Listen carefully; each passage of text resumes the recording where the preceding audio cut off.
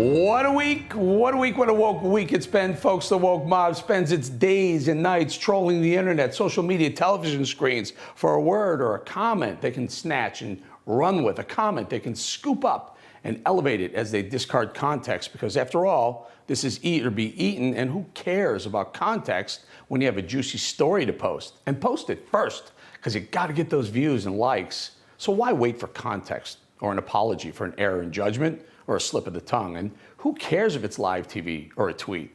The clicks you get will be well worth it. And besides, the woke mob knows by the time context is determined or an apology given, the mob will be well on their way to destroying their next victim. And the woke mob's audience doesn't really care about context or atonement.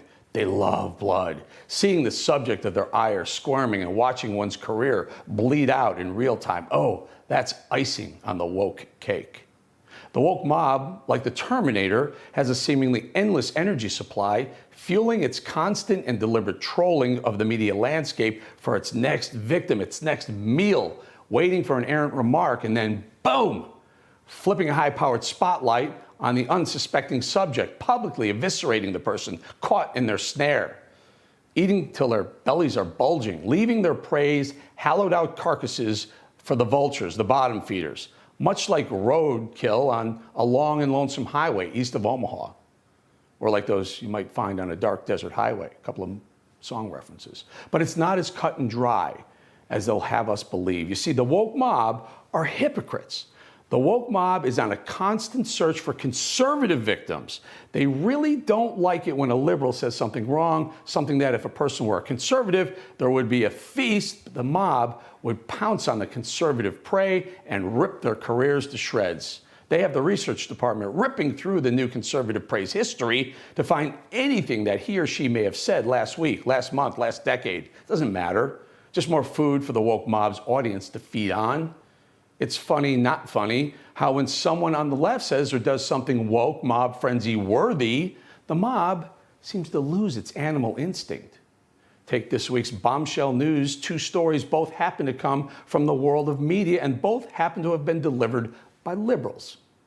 Whoopi Goldberg dropped a huge bomb Monday when she seemingly downplayed the atrocities of Hitler exterminating 6 million Jews, calling it not racist, just white people treating other white people badly. Whoa. Then let's be truthful about it, because the Holocaust isn't about race. The minute you turn it into race, it goes down this alley. Let's talk about it for what it is. It's how people treat each other. Whoopi had no idea how badly she stepped in it, likely until she got off set. ABC scrambled to do damage control and sent Whoopi out to try and fix her insanely stupid and hate-filled comment Monday night. Most of the Nazis were white people, and most of the people they were attacking were white people. So to me, I'm thinking, how can you say it's about race if you are fighting each other?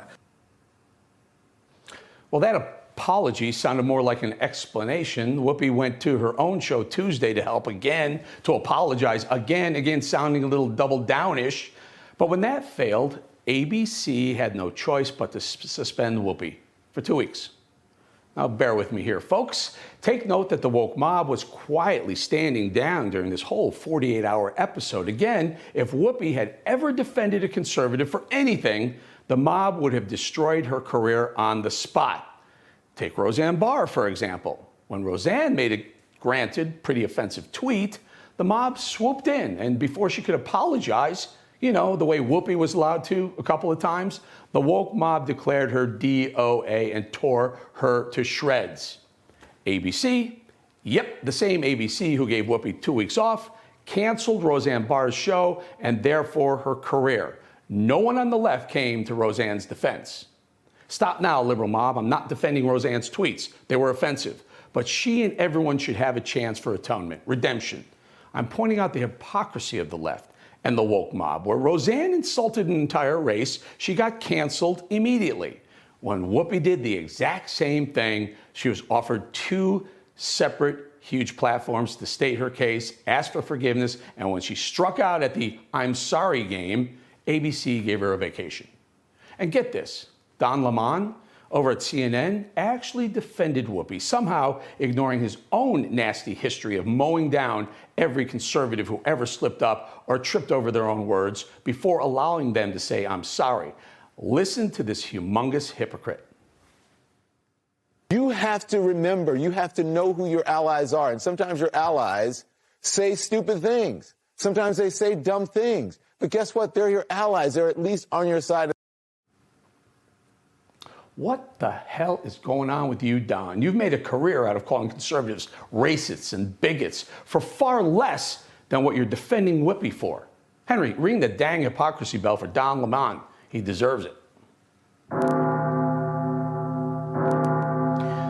So maybe Don is getting soft in his old age, or perhaps it has something to do with this. A man is accusing Don of some pretty cringy things.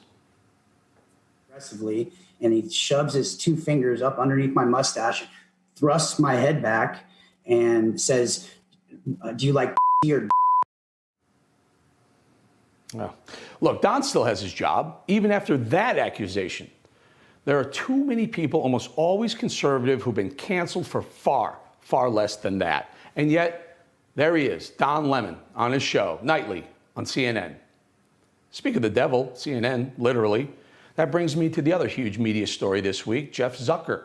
We told you about the CNN boss who stepped down this week after disclosing a secret romantic affair with a CNN employee. This isn't about that. This is about how CNN anchors are treating that when it's one of their own. If Jeff were the CEO of a conservative network, I guarantee you Don, Jake, and Allison would be calling for his head and other parts. But since Jeff Zucker is as liberal does, they circle the wagons. It's so regrettable how it happened. If what you're reporting is true, these are two consenting adults who are both executives. That they can't have a private relationship feels wrong. Henry, bell us. All right, look, folks. You know me by now. I never call for boycotts. I try not to judge. Believe in redemption. I believe people can atone for a mistake and mean it, and not just a self-preserving reaction. I believe in second chances. But what is wrong in these examples is total hypocrisy, folks. First, Whoopi, then next CNN anchors, is the liberal mob, the wokesters who reside on the left, trolling and waiting for the next conservative victim. Carnage, quick to pounce and never given a chance to apologize. Careers annihilated, lives ruined, left for dead. And then when it happens to people on the left, because after all, it happens to all people, we're all human, and humans make mistakes. When it happens to a Whoopi or a Zucker, the woke mob goes silent, and the people around them are allowed to form a circle around their person and soften the landing. Right, Whoopi? By the way, enjoy the couple weeks off. Maybe you can hit up Roseanne Barr. She's got all the time in the world.